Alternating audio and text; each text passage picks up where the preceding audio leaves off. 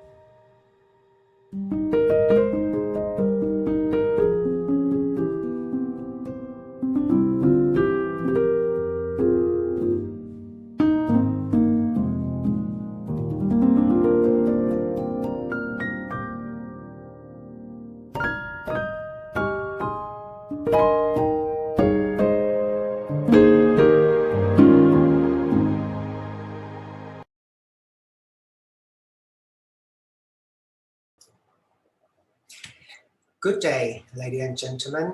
Sawadee krap and namaskar. It is my honor to be invited by the Swami Vivekananda Cultural Center to give a talk on Gurudev Rabindranath Tagore on the occasions of Rabindranath Jayanti today. My name is Jirayudh Sinthuphan. I am the director of the South Asian Study Centers at Chulalongkorn University, Bangkok. For the past 20 or 25 years, I have been interested in the works of Gurudev, and particularly I have been drawn into his concepts of universal spiritualities and what Martha Nussbaum terms as a transcultural religions of humanity.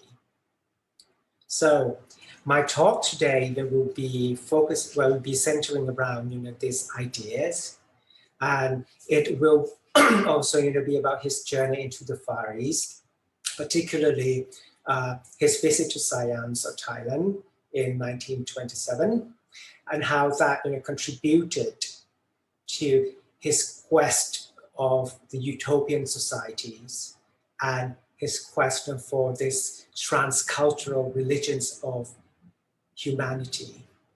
So let me share with you the slides that I have prepared for this occasion. My talk is titled Rabindranath Tagore, A Quest for Utopian Humanity. One of the things that I have learned from Gurudev, and possibly the most important thing that he had said, is that patriotisms and nationalisms is not our answer, but it is the humanities and the love of humankind that will be able to guide us through difficult times. This is the truth that rings true to these days. If we're looking at the world around us, we are now facing the crisis of the devastating kind. The whole world is facing the worst pandemic ever. And nationalisms, national protectionisms cannot help us to go through this crisis. But we must break away from the sense of nationalisms, to cooperate and to send out humanitarians' reliefs, our humanitarians' love. That will be that the human beings will be able to go through this crisis together.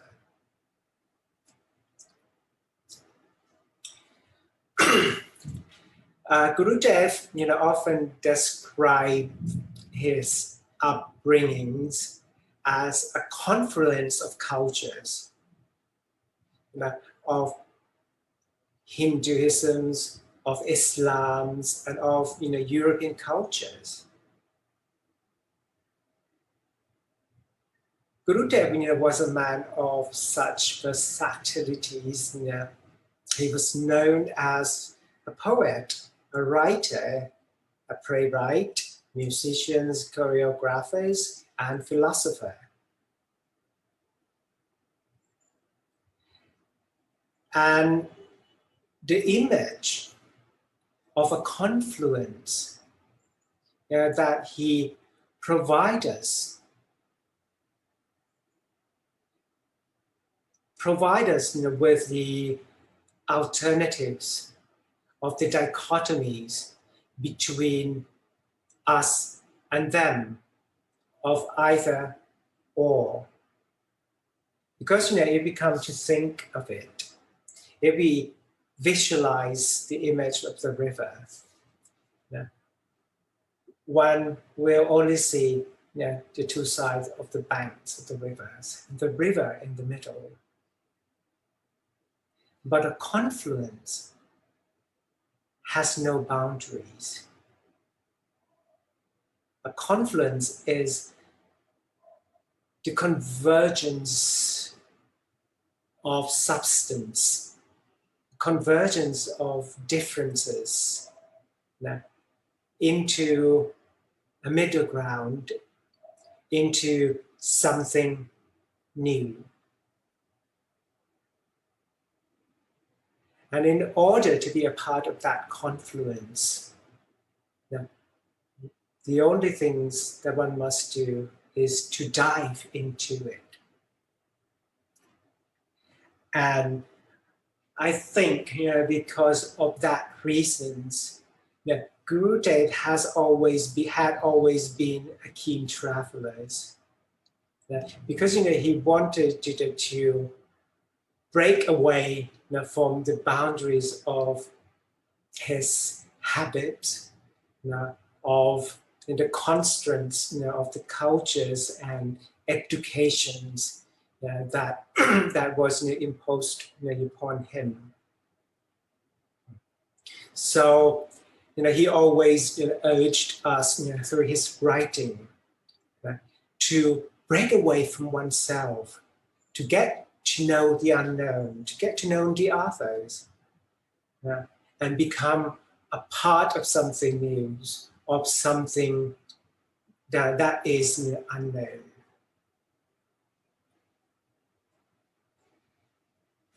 During his journey into the Far East, he often described the imageries of Galapagos, or the dark water.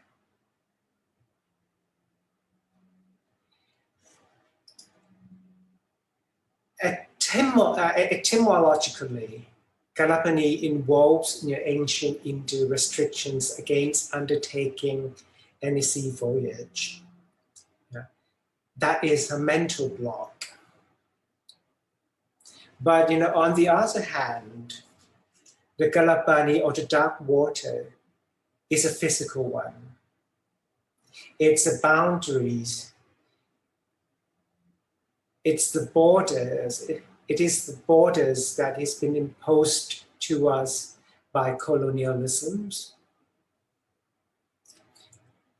So in order to break away from these constraints, from these hurdles, in order to learn something new, Gurudev always constantly urges us to travel, physically travel, mentally travel, through books, through different ideas, in order to learn about oneself and to learn about the other. And from that, learning from that crossings, that crossing, it is only from that crossing that the new things began to emerge. So during the 1920s, Gurudev traveled extensively into the Far East, into Singapore, Java, Malaya, to China, Japan, and also to Siam, the country that he visited in 1925. So in this slide, he is pictured with Prince Damrong Rajanupa, who was one of the leading historians and philosophers of his time. And during that visit, Gurudev gave a number of talks and met a numerous group of people. But the key themes of his talk still emerge. He still urged us and appealed us to find a unity of cultures and for human beings of different countries to come together and work together to bring goodness to the world. So during his visit, he met he met the Society of Thai Intellectuals. He also met with the with the Chinese communities in Bangkok, and also he also met the Indian communities in Bangkok. And overall, he gave 5 lectures during his visit to Bangkok and to Siams. One is on India's roles in the world, with the Indian receptions of the Indian community. And then at Chulalongkorn University, he was talking about educations, a new form of educations. And during the Chinese receptions, he was talking about India and China's partnerships. And for the King and Queen of Siams, he was talking about Asia's continental cultures, which align with his idea of Pan-Asianisms. And for the national museums, he talked about ideals of national educations, and how a national education should not restrict oneself to the interest of one nation, but universalities. So, as we can see from the lectures that he gave in Bangkok, one of the key themes that emerges from that talk was the idea of Pan-Asianisms. So during that times, Gurudev began to promote Asia as an alternative power base outside Europe. Because I believe that he could see the declines of Western civilization and European civilizations because of the decline of colonial rules. But what make Tagore Pan-Asianisms different from other kind of Pan-Asianisms, which was promoted by Japan or China, was that he didn't believe that Asia as a political entity, but he saw Asia, especially in Pan-Asianisms, as a cultural and spiritual heritage. And this is the key point. This is a key point of Tagore's thought, because he urges to see things that is deeper than power plays, than political movement. But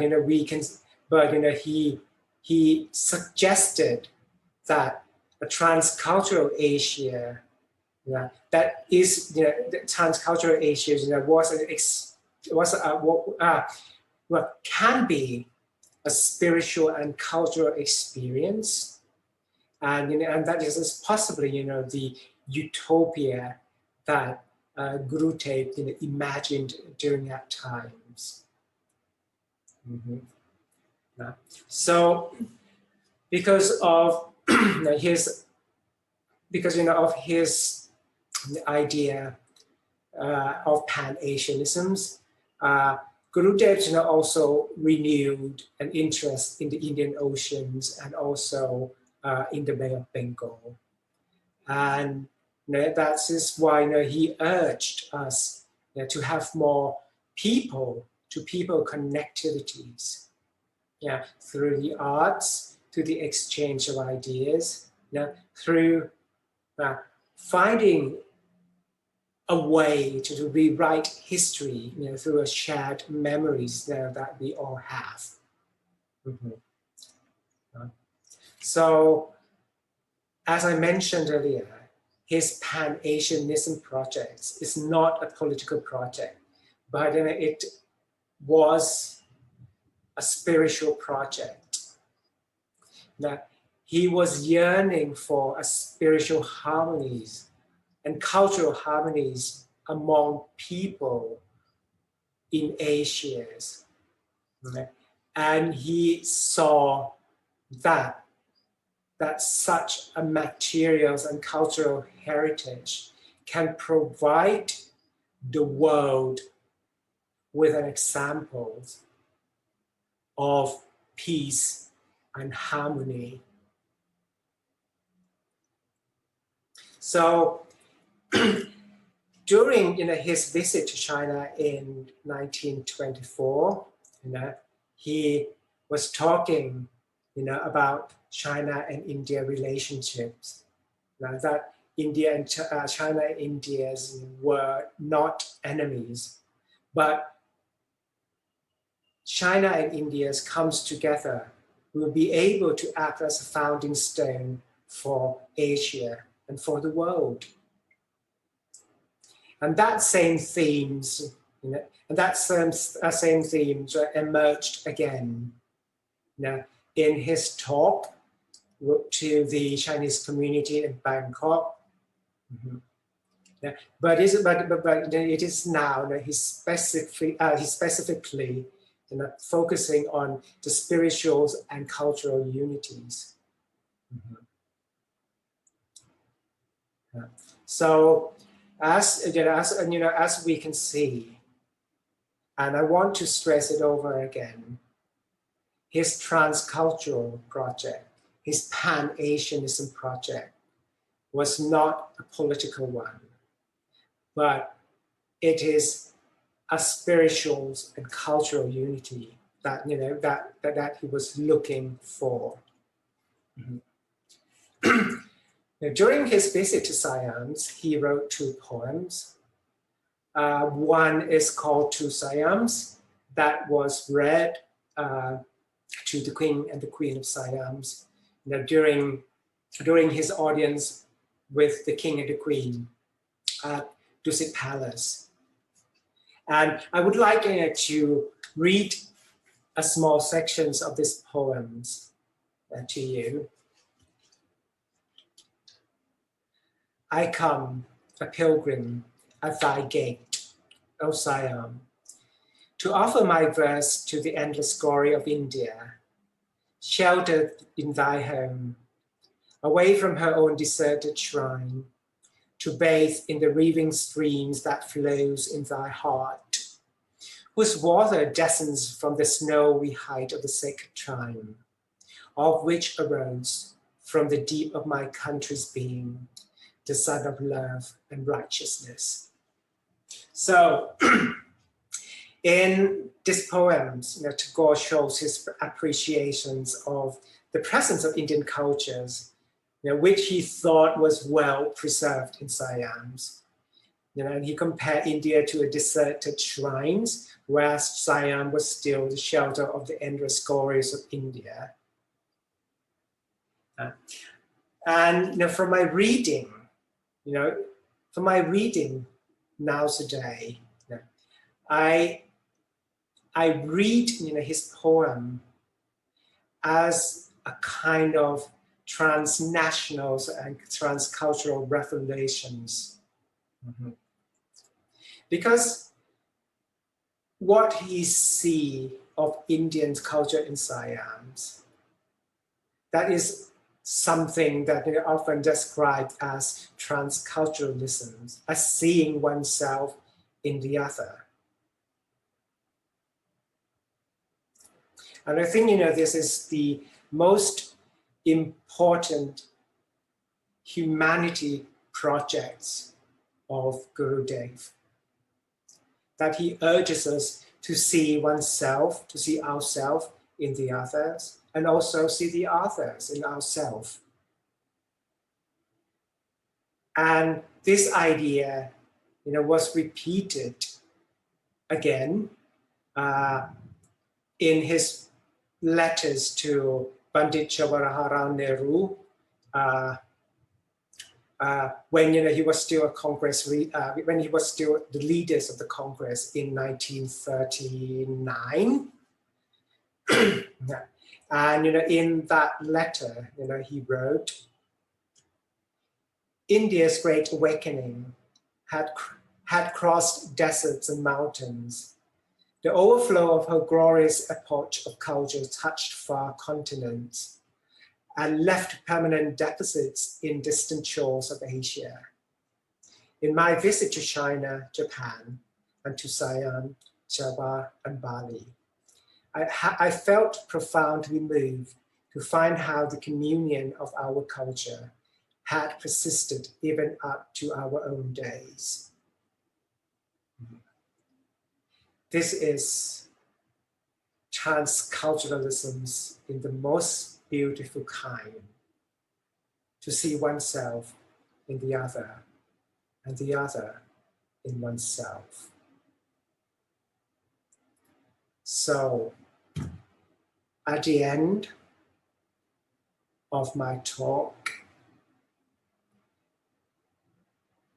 I would like to urge all listeners, move towards the religions of humanity. Move towards the universal spiritualities in order to see human beings as human beings, to see oneself in the others, and the others in oneself. Because as Gurudev has already written, the highest education is that which does not merely give us information, but makes our life in harmony with all existence.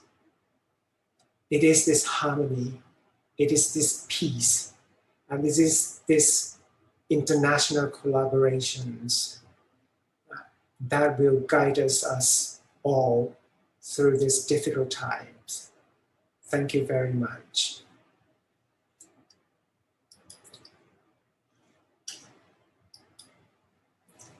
ขอบคุณครับ